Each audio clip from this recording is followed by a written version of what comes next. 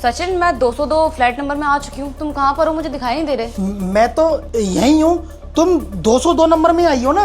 हाँ हाँ, मैं 202 में ही आई हूँ। तुम हो कहाँ पर? बस 1 मिनट में आ रहा हूँ, रुको वहीं। ये लो, आ गया। मैं पोछा मार रहा हूँ ना, बस पोछा मार लो, बैठ के बात करते हैं आराम से। सचिन, ये तुम्हारा घर है या फिर तुम इस घर में साफ सफाई का काम करते हो? मैं इस घर में साफ सफाई का काम करता हूँ। ये घर तो किसी और का है। कोई प्रॉब्लम है क्या? अरे नहीं नहीं, प्रॉब्लम तो कोई भी नहीं है। हर एक इंसान को घर चलाने के लिए कोई ना कोई काम तो करना होता है ना। और कहते हैं ना, कोई भी काम छोटा बड़ा नहीं होता। तो तुम जो भी कर रहे हो बहुत अच्छा कर रहे हो। वाह, क्या बात कह दी तुमने। इसका मतलब तो साफ साफ है कि तुम्हें मेरे काम से कोई दिक्कत नहीं है ना? अरे हाँ, मुझे तुम्हारे काम से कोई दिक्कत नहीं है। अच्छा, फिर तो मैं तुम्हें पसंद भी हूँगा। हाँ, मुझे बहुत पसंद आए तुम। और मेरे पापा ने तुम्हें चूज किया है तो कुछ ना कुछ तो देखा होगा ना तुम्हारे अंदर।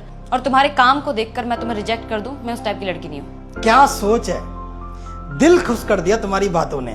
वरना जिस तरीके का जमाना चल रहा है ना, इस जमाने में तो लड़कियां लड़के के पैसों को देखकर शादी करती हैं, पर तुम संस्कारों को देख रही हो।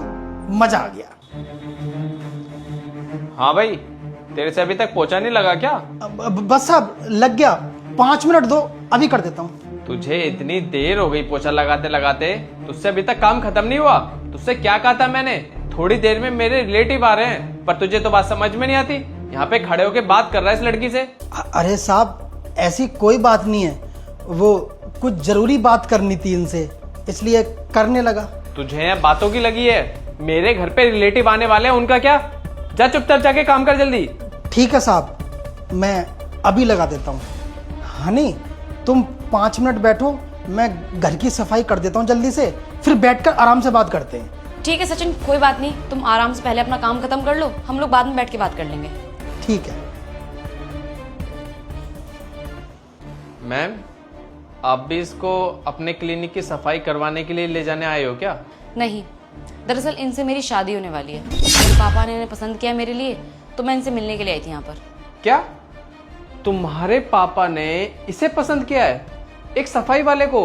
अरे तुम डॉक्टर हो, इतनी सुंदर हो, तुम्हें तो कोई अच्छे लड़के से शादी करनी चाहिए। किसी बिजनेसमैन से, किसी पैसे वाले लड़के से शादी करनी चाहिए तुम्हें। तो कहाँ पढ़ रही हो मैडम इसके लफड़े में? छोड़ो इस सफाई वाले को, अच्छा दिखता भी नहीं है वैसे भी है। देखिए, ये अच्छे दिखते हो या ना दिखते हो, मुझे इस चीज़ से कोई फर्क नहीं पड़ता। मेरे माँ बाप ने इन्हें मेरे लिए पसंद किया है तो ज़रूर इनमें कोई क्वालिटी देखी होगी। और कोई भी माँ बाप अपने बच्चों के लिए कभी बुरा नहीं सोचते। और वैसे भी ये चाहे कोई भी काम करें, मुझे कोई फर्क नहीं पड़ता। जहाँ मेरे माँ बाप खुश हैं वहाँ मैं भी बहुत खुश हूँ। लाइफ में पहली बार ऐसी लड़की देख रहा हूँ जो अपने माँ बाप की वजह से अपनी जिंदगी बर्बाद कर रही है। देखिए, अगर आप बुरा ना माने तो मैं आपसे शादी कर लूंगा। मेरा खुद का क्लिनिक है, आप भी डॉक्टर, मैं भी डॉक्टर लाइन से, दोनों का फ्यूचर सेट हो जाएगा। और पैसों की भी कोई कमी नहीं है, बहुत प्रॉपर्टी है मेरे पास। बताओ क्या कहती हो? सॉरी, बट मैं तुमसे शादी नहीं कर पाऊंगी, क्योंकि मेरे माँ बाप की खुशी उस लड़के में है, तो मैं शादी उसी से करूंगी। बहुत अच्छी अपॉर्चुनिटी खो रही हो मैडम तुम। एक बार फिर सोच लो। मेरे साथ शादी होगी तो गाड़ियों में घूमोगी, अगर उसके साथ शादी होगी तो तुम्हारे क्लिनिक में झाड़ू पोछा लगाएगा।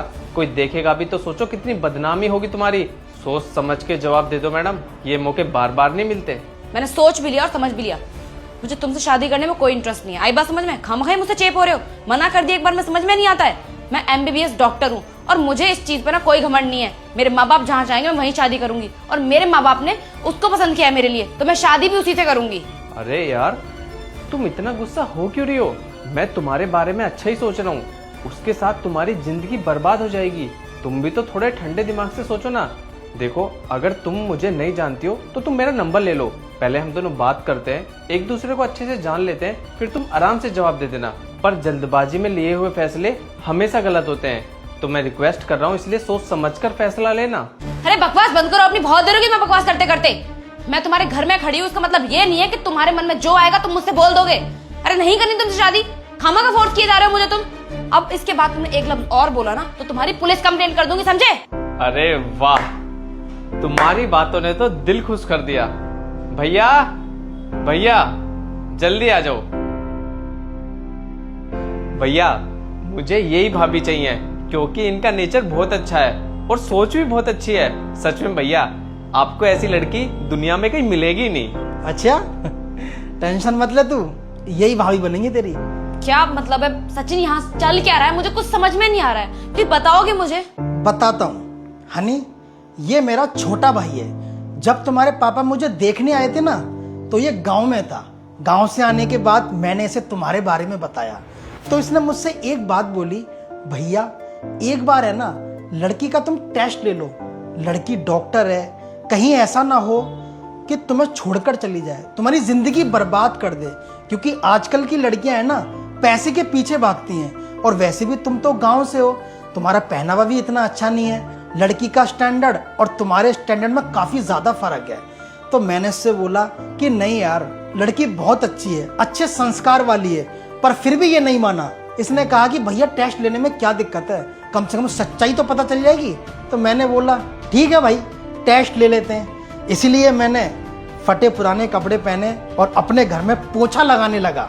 मैंने सोचा कि तुम जैसी आओगे तो कहीं मुझे देख के भड़क ना जाओ, लेकिन तुम तो सच में हनी बहुत अच्छी लड़की निकली। मैंने सोचा नहीं था तुम्हारे संस्कार इतने अच्छे होंगे। दिल खुश हो गया हनी, मेरे भाई ने तुम्हें हर तरीके का लालच दिया, लेकिन तुमने इसकी कोई भी बात नहीं मानी। इससे यह पता चलता है कि तुम कभी जिंदगी में मुझे धोखा नहीं दोगी, और ऐसी ही लड़की की हमारे परिवार को जरूरत थी। सच में आज मुझे बहुत गर्व हो रहा है कि मेरी शादी तुमसे हो रही है। सचिन, मेरे घर वालों ने मुझे बहुत मुसीबतों के साथ पाल पोस के बड़ा किया है, और आज उन्हीं की वजह से मैं इस मुकाम पर हूँ, डॉक्टर बन पाई हूँ। मैं अपने मम्मी पापा के फैसले को कभी नहीं बदल सकती।